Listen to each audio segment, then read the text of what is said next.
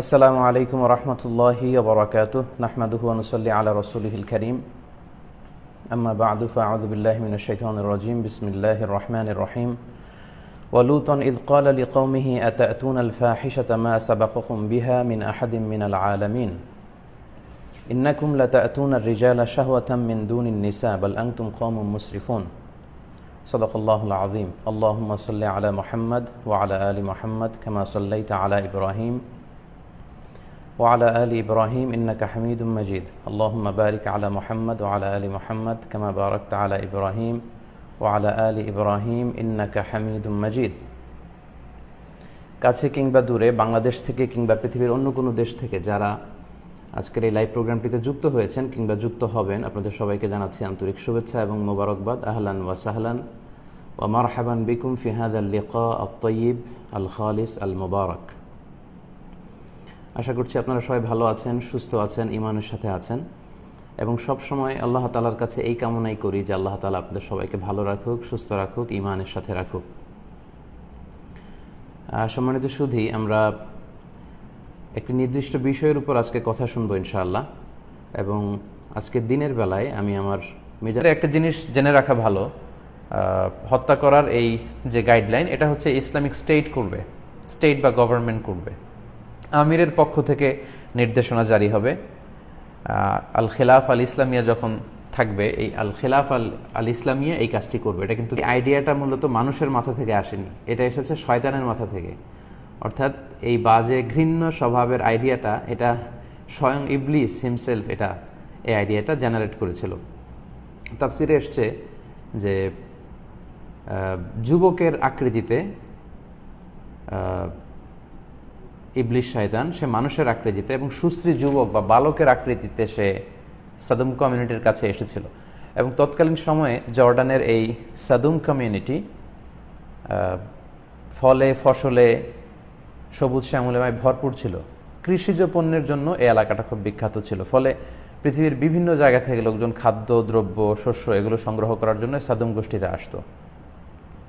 তো শয়তান ইবলিস সে মানুষের ছদ্মবেশে, একজন সুশ্রী যুবকের ছদ্মবেশে, বালকের সুন্দর ধবধবে ফর্সা একটা বালকের আকৃতি নিয়ে এই গোত্রের পুরুষদের কাছে আগমন করে এবং এসে তাদের সাথে যখন কথা বলে তখন সবাই তাকে খুব মায়া করতে লাগলো, আদর করতে লাগলো যে এত সুন্দর ধবধবে ফর্সা একটি শিশু বা যুবক। তখন শয়তান, মানুষরূপী শয়তান তাদেরকে বলল যে তোমরা যদি আমার সাথে এমন এমন অপকর্ম করো, এমন এমন কাজ করো তোমাদের যৌন চাহিদা বা জৈবিক চাহিদা নিবৃত্ত করার জন্য, আমার সাথে এটা তোমরা করতে পারো, আমি কারো কাছে বলবো না। তো তখন সাদুম কমিউনিটির ওই অধিবাসীর লোকজন এটা শুনে তারা শকড হলো, অবাক হলো যে এটাও হতে পারে, একজন পুরুষও কি সেক্সুয়ালি একজন পুরুষের প্রতি অ্যাট্রাক্টেড হতে পারে। তারা অবাক হলো। কিন্তু শয়তানের প্ররোচনায় এবং ওই যুবকের, ওই ছোট্ট বালকের কোনো ব্যক্তিগতভাবে ইন্ডিভিজুয়ালি পালন করার কোনো বিষয় নয়। অর্থাৎ আপনি কাউকে দেখলেন যে তারা সমকামিতায় লিপ্ত আর আপনি ধরেই তাকে হত্যা করতে যাবেন না। It's not your responsibility, it's the total responsibility of the state. Government will do this punishment. রাষ্ট্র এই শাস্তিটা দিবে। আল খিলাফ আল ইসলামিয়া যদি আমরা কখনো এস্টাবলিশ করতে পারি, তখন এই আল খিলাফ আল ইসলামিয়ার উদ্যোগে এই শাস্তি দেয়া হবে। আলহামদুলিল্লাহ, ইতিমধ্যে প্রায় 28,000 দিনী ভাই এবং বোনেরা আমাদের এই লাইভটি শুনছেন। তার মানে অনেক বিশাল সংখ্যক লোকজন আপনারা শুনছেন। আমি আপনাদেরকে লাইভের মাঝখানে আবারও অনুরোধ করি যে কমেন্টস করা এবং লাইক দেওয়ার চেয়ে আজকের লাইভটি শেয়ার করে দেওয়াটা হবে খুব বেশি গুরুত্বপূর্ণ। তাই আমি আপনাদেরকে বলে রাখছি যে আপনারা অবশ্যই লাইভটি শেয়ার করবেন যাতে সবাই এই আলোচনাটি থেকে উপকৃত হতে পারে। সম্মানিত সুধী, তাহলে এই শাস্তি বিধান জারি করবে স্টেট গভর্নমেন্ট, এটা ব্যক্তিগত পর্যায়ে এই কাজটি করা যাবে না। তাহলে আমরা বুঝতে পারলাম যে ইসলামী শরিয়ার আলোকে এই সমকামিতা একটি মারাত্মক শাস্তিযোগ্য অপরাধ। শুধুমাত্র অপরাধ বললে ভুল হবে, এটি ভয়ঙ্কর একটি শাস্তিযোগ্য অপরাধ এবং এর শাস্তি হচ্ছে মৃত্যুদণ্ড। মেজরিটি অফ দ্য স্কলার্স, যদিও ইসলামিক জুরিস্টদের মধ্যে এ ব্যাপারে মতভেদ আছে, কিন্তু মেজরিটি অফ দ্য স্কলার্স মত পোষণ করেছেন যে এই সমকামিতার শাস্তি হচ্ছে ডেথ পেনাল্টি, মৃত্যুদণ্ড। কিভাবে এই মৃত্যুদণ্ড কার্যকর হবে এ নিয়ে স্কলারদের মধ্যে মতভেদ আছে। কেউ কেউ বলেছেন যে তলোয়ারের আঘাতে তাকে হত্যা করবে ইসলামিক স্টেট।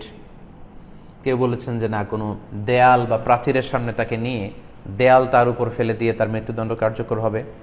কোনো কোনো স্কলার্সরা বলেছেন, মানে ক্লাসিক্যাল স্কলাররা, বিশেষ করে সাহাবা এবং তাবিনদের মধ্যে ব্যাপারে মতভেদ ছিল। কেউ কেউ বলেছেন যে না, যে এলাকায় এই কাজ হবে সে এলাকার সবচাইতে উঁচু বিল্ডিংয়ের একেবারে টপ ফ্লোরে তাকে নিয়ে সেখান থেকে ধাক্কা মেরে নিচে ফেলে দিয়ে তার মৃত্যুদণ্ড কার্যকর করা হবে, যাতে সবাই এটা দেখে সাবধান এবং সচেতন থাকতে পারে। এই শাস্তির ব্যাপারে আমি বলেছি যে ইসলামিক জুরিস্টদের মধ্যে মতভেদ আছে। সেক্ষেত্রে ইমাম শাফিঈ রহিমাহুল্লাহ এবং ইমাম আহমদ ইবনে হাম্বল রহিমাহুল্লাহ, ওনাদের এক মতামত অনুযায়ী ব্যভিচার বা জিনা করলে যে শাস্তি, সমকামিতারও একই শাস্তি। অর্থাৎ আমরা ব্যভিচারের শাস্তির ব্যাপারে জানি যে কেউ যদি অ্যাডাল্ট্রির সাথে জড়িত হয় তাহলে সেক্ষেত্রে বিবাহিত লোক যদি এ কাজ করে তাহলে ইসলামিক স্টেট তাকে মৃত্যুদণ্ড দিবে, স্টোনিং করে, পাথর মেরে। যদিও সৌদিতে এখন হেড অফ করে শিরোচ্ছেদ করা হয়। আর যদি অবিবাহিত কেউ এ কাজ করে থাকে তাহলে 100টা বেত্রাঘাত তাকে করা হবে, এটা আমরা জানি। তবে ইমাম আল আদম আবু হানিফা রহিমাহুল্লাহ উনি এই ব্যাপারে একটু দ্বিমত পোষণ করেছেন। উনি বলেছেন যে না, মৃত্যুদণ্ড হবে না, এক্ষেত্রে লঘুদণ্ড হবে, যেটাকে আরবিতে বলে তাজির। ইমাম আবু হানিফা এক্ষেত্রে শুধু মতামত পেশ করেছেন যে না, যারা সমকামিতার এই পাপে অপরাধী হিসেবে স্বীকৃত হবে তাদেরকে লঘুদণ্ড দিতে হবে, মৃত্যুদণ্ড নয়। আমরা যদি আমাদের বাংলাদেশের আইনের দিকে খেয়াল করি তাহলে দেখব বাংলাদেশেও কিন্তু এই সমকামিতাকে দণ্ড দেওয়ার মতো একটা অপরাধ হিসেবে চিহ্নিত করা হয়েছে। আমাদের বাংলাদেশের দণ্ডবিধির 377 নম্বর ধারা অনুযায়ী সমকামিতার সর্বোচ্চ শাস্তি হচ্ছে যাবজ্জীবন কারাদণ্ড। এছাড়াও অন্য যে কোনো মেয়াদের কারাদণ্ড হতে পারে, যেটা সর্বোচ্চ 10 বছর মেয়াদি হতে পারে।